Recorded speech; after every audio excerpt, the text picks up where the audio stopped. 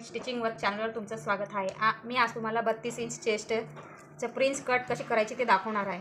तर तुम्ही पाहू शकता माझी चेस्ट आहे, मतलब ब्लाऊजची 32 इंचचा चौथा भाग घेतला तर 8 इंच येतो। 8 इंच आणि 2 इंच शिलाई मार्जिनसाठी आणि प्रिन्स कट करणार आहेत म्हणून 1 इंच एक्स्ट्रा घेतला आहे। तर मी हे 11 इंचाची घडी केलेली आहे। तर माझा शोल्डर घेणार आहे मी 5.5 इंचावर आणि आर्मोल साईड ना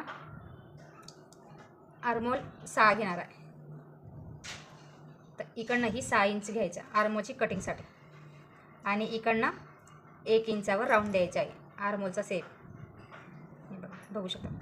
आणि पुढचा गळा कमीत कमी तो लहानच असतो, तर मी हा 6.5 इंचावर घेणार आहे। तर शिलाई करून तो पूर्ण 7 इंच येणार आहे आणि त्याची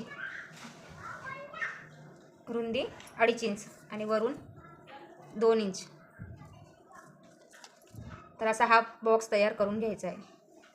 बॉक्स तयार केल्यानंतर इकडनं 1 इंच घेतला तर इकडनं गळ्याच्या गोलाईसाठी अर्धा इंच आपण देणार आहोत। हा गळ्याचा सेप झाला। हे झाला वरचा भाग। आता आपण प्रिन्स कटचा सेप देणार आहे। तो बन साईडने गळ्याच्या साईडने 4 इंच घ्यायचा आहे। 4 इंचावर निशाणी करायची। रुंदी 4 इंच आणि लांबी 4.5 इंच, लांबी 4.5 इंच घेणार आहे। 4.5 इंचावर निशाणी करायची आणि गळ्याच्या साईडला अर्धा इंचावर निशाणी करायची आणि ह्या आपले सुटे पदर या साईडला 1.5 इंचावर निशाणी करायची। 1.5 इंच घ्यायची। ते आपल्या पॉपप्रमाणे चेस्टच्या हिसाबे आपण 1 इंचही घेऊ शकतो, 1.5 इंच या 2.25 इंचपर्यंत घेऊ शकतो। जसं जास्ती रुंदी घेतली तेवढा पॉप येऊ शकतो। तशी ह्या साईडला क्रॉस रेषा काढायची आणि इकडनं अर्धा इंचावर आणि हा पॉईंट इथून राऊंड मारून या साईडला घ्यायचा।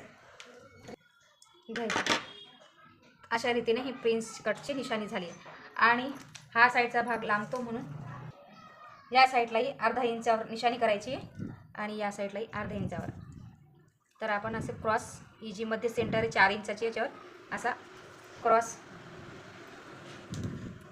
रेषा ओढून घ्यायची। या साईडलाही क्रॉस ओढून घ्यायची। तिला गळ्याचा भाग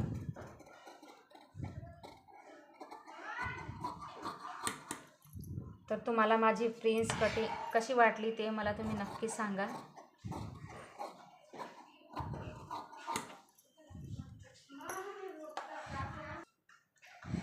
सेप आपण इथून कटिंग करून घेऊया अर्धा इंचावरून।